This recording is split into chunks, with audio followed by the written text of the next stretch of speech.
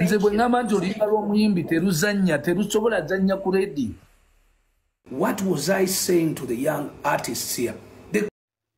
Abayimbi abamu si bamativu ne statement Bebe Cool gye yakoze era nga bwe nkutandisizza munnange mu katambi. Kakati nno omuyimbi Ziza Bafana woono munnange avuddeyo si mumativu n'akamu esaide eno, ate nga omukulu munnange ate Bebe Cool avuddeyo munnange woono ali mu kwanukula munnange ate ku bubaka obuli mu getting viral ku mikutu egy'enjawulo ku social media oluvannyuma munnange ate olw'okola statement nga bwe nkutandisizza. Bamita Geminati era nga nsinza ku Geminati Yogi ngenda kubeera nga ntandika wali era nga information gye njagala okubeera nga nkutegeezako ye y'omwana mulenzi munnange ate Ziza Bafana esaidi eno. Kakati nno ye munnange si mumativu esaidi eno mbu oluvannyuma lwa Bebe Cool okola live n'agamba nti nno nze we ngamba nti nno oluyimba lw'omuyimbi terukuba ku radio nti terusobola kuba esaidi eno. Kakati nno Ziza Bafana munnange byabadde ayogerako esaidi eno. Ate maaso awo ngenda kubeera nga nkuwa ate Bebe Cool ng'ali mu kwanukula munnange ate ba artist esaidi eno ku statement gye yabadde akoze. Nze bwe ngamba nti oluyimba lw'omuyimbi teruzannya terusobola zannya ku redio. Naye ddala nko Bebe olimba eno message teyanjivudde mu ggwe. Oli musajja w'amaanyi, oli musajja wa kitiibwa. Message eno teyandivudde mu ggwe. Kintu kibi nnyo Munnayuganda bw'akiwulira nga kiva mu ggwe nga ggwe emikwano gyonna gy'olina ogikoze oba ebbanga ly'omaze ng'olwana ne music w'eggwanga. Kati Bebe gwe onooyitawo otya? Okitegeera taata w'abaana gwe onootuuka otya ku international level gy'olwanira kuba oyagala gigendako ng'osobola okulwanyisa music w'abantu abalala. Sikulimba kibi nnyo okuba nga kivudde mu ggwe kasita ensi yo ekyewuliridde. Waloga nti no mugenda kuwanda omuntu ebigambo mukamwa kasita ensi ekyewuliridde nti oli omu ku bantu Uganda yonna media ogira mu ngalo era oyina amaanyi agasobola okuziyiza oluyimba lw'omuntu okukuba.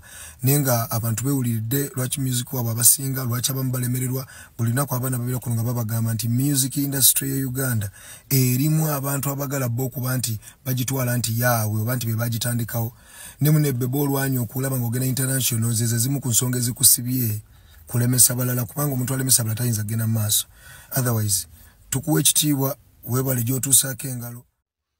Kakati nno wenkoledde video eno omukulu Bebe Cool abadde live ku mukuto gwa TikTok era nga avuddeyoko nga ali mu kwanukula esaidi eno munnange leero tabadde musanyufu n'akamu. The radio stations and TV stations, I know everyone. Now, what was I saying to the young artists here? The content was Banjite. What were you supposed to get from my conversation? Nolyokulaba obuyenje ne busituka ne kavaayo simanyi agambye bwe batyo system bweri balemesa temuddira bunafu bw'abayimbi kubushuga kotingako mbu Bebe Cool babalemesa mbu the big three babalemesa nga nesaawe no big three tukyakola night and day. Nessa, the same people you call the big three are still working night and day. Mbu system. Abayimbi, let no one ever lie to you. What was system? Your imagination of failures, and this is a type of failures. These are the things that we used to tell, and these are the things I used to tell you every single day. Stop doing drugs. Stop wasting your time pretending like you're doing something, yet you're surely knowing it's not productive. Buli muntu yenna ku internet kuno, every Ugandan artist or failed artist who has failed has been related to drugs. You write down the names.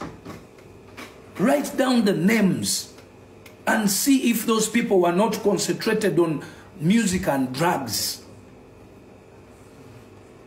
I saw the so-called artist you were talking about, you blogger who was talking about my statement of saying that I can fail artists.